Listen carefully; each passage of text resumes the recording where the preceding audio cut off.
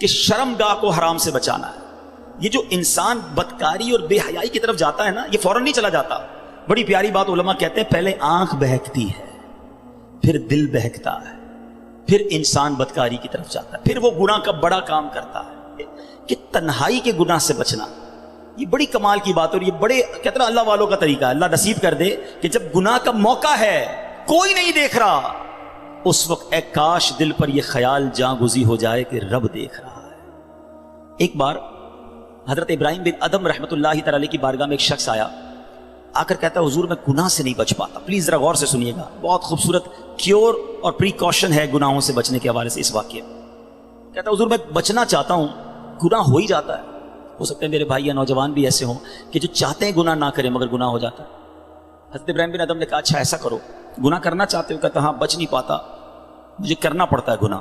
کہا ٹھیک ہے، اب جب بھی تمہارا گناہ کرنے کا جی چاہے نا تو اللہ کا رزق کھانا چھوڑ دینا. کہتا حضور یہ کیسے پاسبل ہے؟ دنیا میں جو کچھ ہے وہ اللہ نے عطا کیا، اس کے بغیر تو جی نہیں سکوں گا. کہا اچھا اب گناہ کرنے کا جی چاہے تو ٹھیک ہے گناہ کر لینا، مگر ایسی جگہ جا کے کرنا جہاں اللہ نہ دیکھ رہا ہو. تو کہتا حضور east west north south every where جدھر بھی جاؤں گا اللہ تو دیکھ رہا ہے نا، وہ اللہ کی کائنات ہے. اچھا ایسا کرو، گناہ کرنا ہے نا کرو، مگر اللہ کی زمین سے اللہ کی کائنات سے نکل کر لو. کہتا ہے میں اس کی ملک اور اس کی ملکیت والی جگہ سے بھی باہر نہیں جا سکتا. اچھا گناہ کرنے کا جی چاہے ٹھیک ہے، کرنا چاہے تو کر لینا، مگر جب ملک الموت تمہاری روح قبض کرنے آئے نا تو ان کو منع کر دینا کہ نہیں میری روح قبض نہ کرے، میں نے ابھی توبہ کرنی ہے. تو کہا حضرت nobody have power to deny. کون ہے جو ملک الموت کو منع کر سکے گا کہ میری روح قبض نہ کرو؟ جو وقت ہے وہ تو آ کر رہے گا. فرمایا اچھا پھر ایسا کرو، گناہ جتنے کرنے کر لو، مگر قیامت کے دن جب فرشتے تمہیں جہنم کی طرف لے جانے لگے نا تو ان کو منع کر دینا کہ نہیں میں نہیں جاتا. کہا حضرت یہ کس کے پاس پاور ہے؟ وہ تو گھسیٹتے ہوئے جہنم میں لے جائیں گے، وہاں تو جو حکم ہو گیا اس پر عمل ہوگا. اب حضرت ابراہیم بن ادم نے پہلے کہتے ہیں نا مقدمہ، ایک آپ کہتے ہیں نا پہلے جزیات جمع کیے، باقاعدہ اس کا مائنڈ سیٹ بنایا، اب اسے خوبصورت سمری بیان کی. فرماتے بیٹا ایک بات سنو، تم اللہ کا رزق کھانا چھوڑ نہیں سکتے، اللہ کے ملک سے باہر جا نہیں سکتے، مرنے سے پہلے ملک الموت آئے تو ان کو منع نہیں کر سکتے، جہنم کے فرشتے تمہیں عذاب کے لیے لے جائیں تو ان کو بھی روک نہیں سکتے. جب یہ سارے کام نہیں کر سکتے تو پھر ایک کام کر لو، گناہ کرنا ہی چھوڑ دو. پھر وہ بندہ زاروں کتار رونے لگا اور کہتا ہے حضرت میں وعدہ کرتا ہوں آج کے بعد گناہ نہیں کروں گا. اے میرے بھائیوں، میرے نوجوانوں، میں بہت اچھی طرح جانتا ہوں، میں آپ کی لائف گزار چکا ہوں، میں بھی اسٹوڈنٹ رہا ہوں. یہ لائف بڑی ڈیفیکلٹ ہے، شیطان اس میں بڑا حملہ کرتا ہے، نفس بڑا حملہ کرتا ہے، گناہوں کی طرف بہت کھینچتا ہے. مگر یہ ولیوں کا شیوا ہے کہ وہ جوانی میں عبادت کرے. اللہ کو بڑا پسند ہے وہ نوجوان. اللہ فرشتوں پر فخر فرماتا ہے کہ دیکھو میرا بندہ جوان ہے اور میری عبادت کر رہا ہے.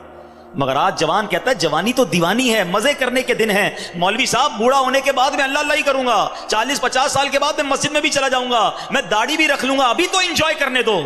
چلو آج آپ اور میں ایک ڈسکس کر لیتے ہیں. If you want to enjoy in this life، آپ چاہتے ہیں کہ ابھی مزے کرنے دیں، بعد میں نے توبہ کر لینی ہے، تو ایک چھوٹی سی ڈیبیٹ آپس میں کر لیتے ہیں. چلیں جناب، آپ میں سے کون ہے اتنے بڑے ہال میں جس کے پاس یہ گارنٹی ہے کہ وہ 50 سال کا ہونے تک زندہ رہے گا؟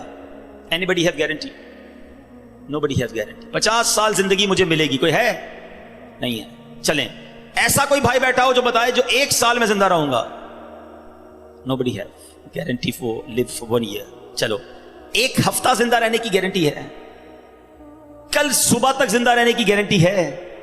سمجھدار لوگ ہیں، میری بات آپ فالو کر رہے ہیں. اٹ مینز آگاہ اپنی موت سے کوئی بشر نہیں، سامان 100 برس کا ہے، پل کی خبر نہیں. آپ کہتے ہیں میں بوڑھا ہو کے توبہ کر لوں گا. ارے آج دنیا سے میں جا سکتا ہوں، اور آج چلا گیا تو اللہ کو کیا جواب دوں گا؟ حرام کرتے ہوئے، شراب پیتے ہوئے، بدکاریاں کرتے ہوئے، گرل فرینڈ اور بوائے فرینڈ بنا کر حرام باتیں کرتے ہوئے کدھر جاؤ گے؟ قبر میں کیا جواب دو گے؟ دیکھیں یہ دنیا تھوڑی ہے، میں نے آپ کو جنت کا ریوارڈ بتایا ہے، وہاں نہ ختم ہونے والی نعمتیں ہیں. دنیا کی ایکسپائری ڈیٹ ہے، we have to go from this world. ہم سب نے دنیا سے جانا ہے، مگر جنت میں جو چلا گیا اسے موت نہیں آنی ہے. ہم فیہا خالدون، قرآن کا وعدہ ہے کہ ہمیشہ ہمیشہ جنت میں رہیں گے.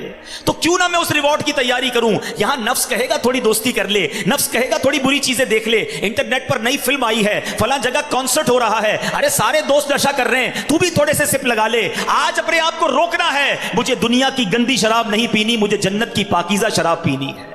مجھے دنیا کی بے حیائی نہیں کرنی، گندی عورتوں اور لڑکیوں کی طرف نہیں جانا ہے. میری بہنیں اگر سن رہی ہیں وہ نیت کریں کہ ہم پردہ کریں گے، ہم بوائے فرینڈ کی طرف نہیں جائیں گے. انشاءاللہ ہم جنت کی نعمتیں حاصل کریں گے، جنت کا گھر حاصل کریں گے. یہ تھوڑی سی زندگی صبر سے گزار لو، تھوڑی سی زندگی توبہ کر لو. آج تھوڑی دیر ہال فل ہو گیا ہے، مجھے بھی پسینہ آ رہا ہے، آپ کو بھی گرمی لگ رہی ہوگی، مگر مجھے بتائیے قیامت کے دن گرمی کیسی ہوگی؟ جب 50,000 سال کا دن ہوگا، سورج 1.25 میل پر ہوگا، زمین تانبے کی ہوگی، دیر از نو شیڈو، اللہ کے عرش کے سوا پوری قیامت کے دن کوئی سایہ نہ ہوگا. سبحان اللہ. نبی پاک فرماتے ہیں جس دن اللہ کے عرش کے سوا کوئی سایہ نہ ہوگا، چند خوش نصیب ایسے ہوں گے جنہیں اللہ کے عرش کا سایہ نصیب کیا جائے گا. ان 7 قسم کے لوگوں میں ایک قسم وہ ہے کہ وہ نوجوان جس کی جوانی عبادت میں گزری، قیامت کے دن اللہ کے عرش کا سایہ نصیب ہوگا.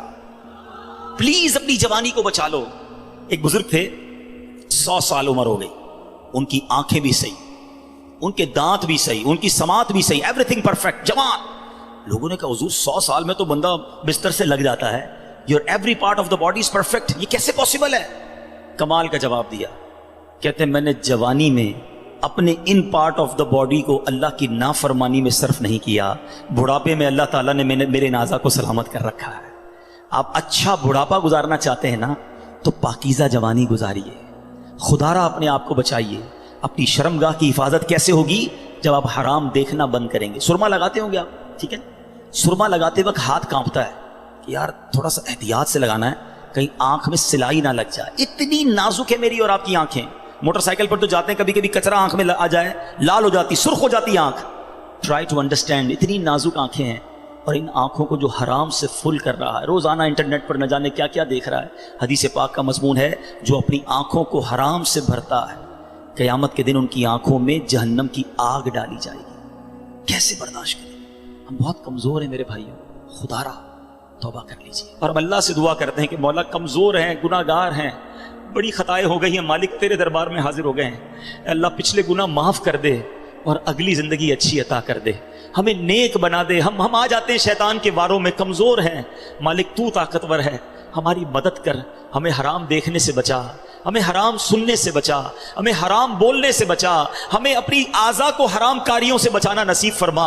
اور جن خوش نصیبوں کو نبی پاک نے جنت کی گارنٹی دی ہے، اے اللہ ان خوش نصیبوں میں ہمیں بھی شامل فرما لے. یہ بدکاری کتنا برا گناہ ہے. یہ جو لوگ حرام کاری کی طرف جاتے ہیں تھوڑی سی انجوائمنٹ کے لیے، ایسے پروگرامز میں جانا جو آپ کا دل اس طرف لے جائیں حرام کاری کی طرف، ہمیں پہلے پریکاشن کرنی ہوگی کہ تاکہ ہم اس طرف نہ جائیں اور اپنے آپ کو بچا لیں. تو آج میرا میسج یہی ہے، آج میرا پیغام یہی ہے کہ خدا را اپنی زبان کی حفاظت کریں، اپنی آنکھوں کی حفاظت کریں، اپنی پاکیزگی کی حفاظت کریں، نہ جائیں حرام کاریوں کی طرف. اب اس میں بہت بڑا پرابلم پتہ ہے کیا ہے؟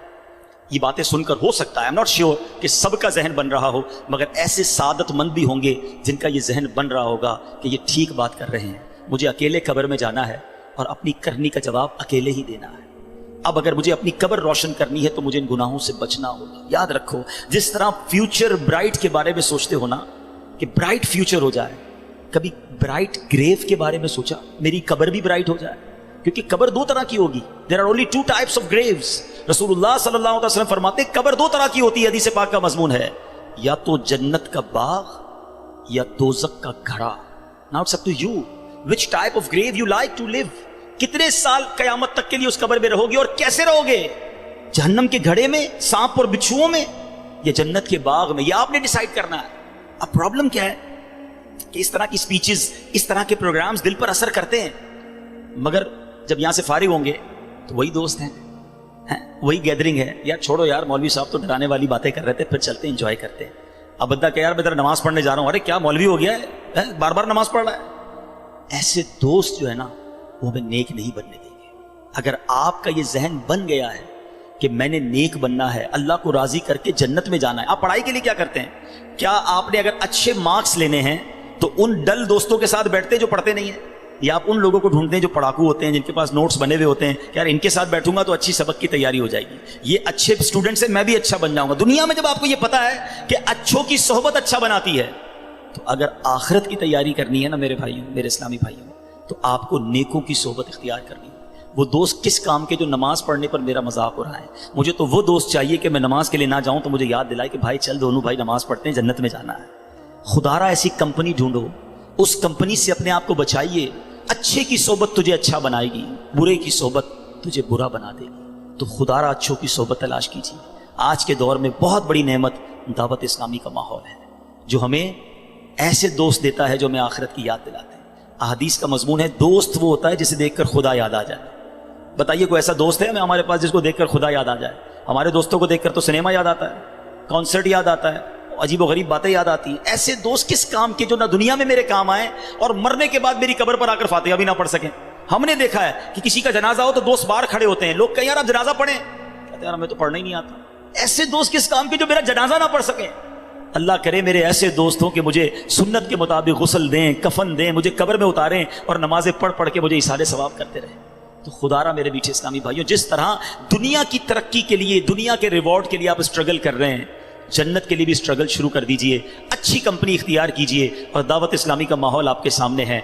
हमारी बुक्स पढ़ना शुरू कर दें, वेबसाइट को विजिट करें, तो इंशाल्लाह बहुत कुछ सीखने वाले बन जाएंगे। अल्लाह ताला मुझे और आपको अमल करने की तौफीक अता फरमाए। अपनी ज़बान, अपनी शर्मगाह और दीगर ज़िंदगी, अपने पार्ट्स ऑफ द बॉडी की हमें हिफाजत करने की तौफीक अता फरमाए। मदनी चैनल पाबंदी से देखते रहिए, इंशाल्लाह उससे बहुत कुछ इस तरह की स्पीचेस सुनने को मिलती रहेंगी और आपको फ़ायदा होगा। वीडियो देखने का शुक्रिया। अगर आप चैनल पर नए हैं तो सब्सक्राइब कर लें।